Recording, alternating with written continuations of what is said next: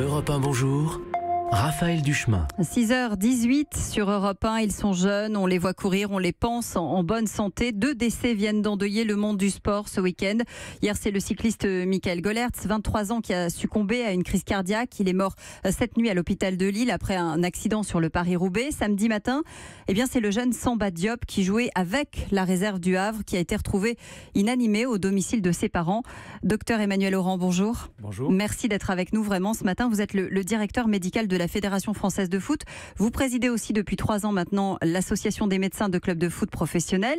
Les athlètes, vous les connaissez bien puisque vous avez aussi été médecin de l'équipe de France olympique d'aviron, puis médecin au comité national olympique et sportif. C'était pendant les Jeux de 2004.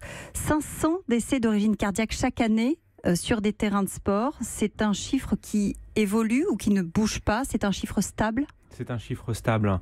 Il évolue très très peu année après année malgré la surveillance, malgré la prévention. Il ne bouge malheureusement pas. On a malgré tout, nous, de notre point de vue, du mal à comprendre parce qu'on se dit les décès ne bougent pas. En revanche, la médecine, elle fait des progrès. Comment se fait-il qu'il y en ait toujours autant ? Parce qu'on ne parle pas forcément du sportif de haut niveau. C'est monsieur tout le monde. C'est 500, c'est la plupart du temps. Ce sont des personnes qui font du sport de façon tout à fait anecdotique, en loisir, et pas du tout au niveau professionnel. Les professionnels sont bien suivis. Les sportifs de haut niveau, même jeunes, sont bien suivis. Le sportif amateur n'est pas bien suivi. Vous disiez hier dans les colonnes de l'équipe, cette répétition de cas nous pousse, nous, évidemment, à la Fédération française, à une remise en question, parce qu'avant Samba Diop, il y a eu Thomas Rodriguez, 18 ans, du centre de formation de Tours. Ça veut dire que même avec une surveillance extrême, on peut passer à côté de certaines pathologies? Oui, tout à fait. Nos experts cardiologues penchent sur ce dossier actuellement, se penchent sur ce dossier pour essayer de comprendre si on passe à côté de nouveaux problèmes. On sait que l'évolution sportive, quel que soit le sport, fait que les charges de travail sont de plus en plus importantes. Donc on doit se poser des questions. C'est vrai qu'on met maintenant des jeunes à partir de 16-17 ans à jouer avec des professionnels qui ont des charges de travail qui sont adaptées à leur niveau. Est-ce que les jeunes ont les mêmes besoins, la même surveillance, tout ça? On est obligé de se poser toutes ces questions et nos experts sont en train de réfléchir à ce problème. Quand on est un jeune sportif, qu'on est par exemple dans un centre de formation, on est soumis à quel type d'obligation médicale ?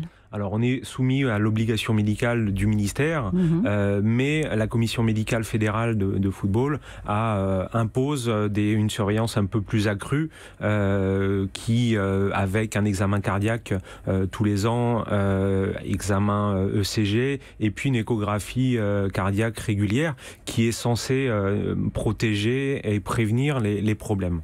Et ensuite, c'est différent quand on grimpe dans l'élite, c'est plus surveillé. Il y a d'autres examens qui sont menés. Il y a une question d'âge peut-être aussi qui entre en ligne de compte. C'est une question de niveau, c'est une question de charge de travail. En fait, c'est pas une question d'âge. À partir du moment où on est professionnel, on a la Ligue de football professionnel et la Fédération française impose une surveillance cardiaque un peu plus poussée où le bilan est tous les ans et de plus en plus poussé en fonction de la symptomatologie, des antécédents.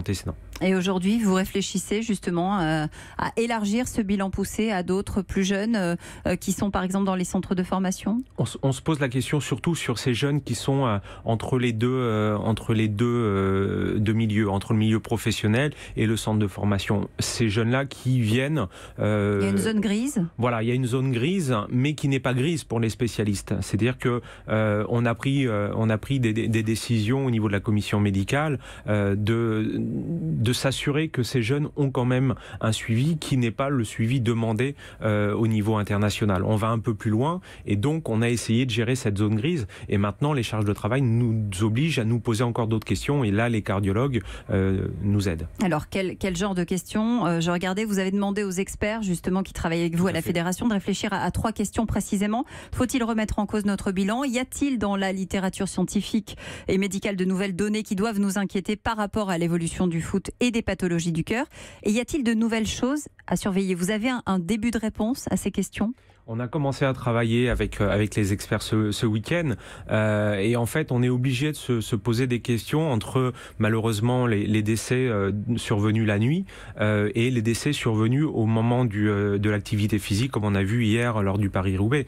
On n'a pas les mêmes pathologies. On peut avoir un âge où on a une entrée dans une maladie cardiaque et on doit à ce moment-là se poser la question de se dire est-ce que ces jeunes-là, il ne faut pas les chercher cette maladie cardiaque avant qu'elle apparaisse. On a le droit à un moment donné d'avoir une maladie cardiaque et donc de décrire de nouveaux symptômes. Et il ne faut pas manquer ces symptômes.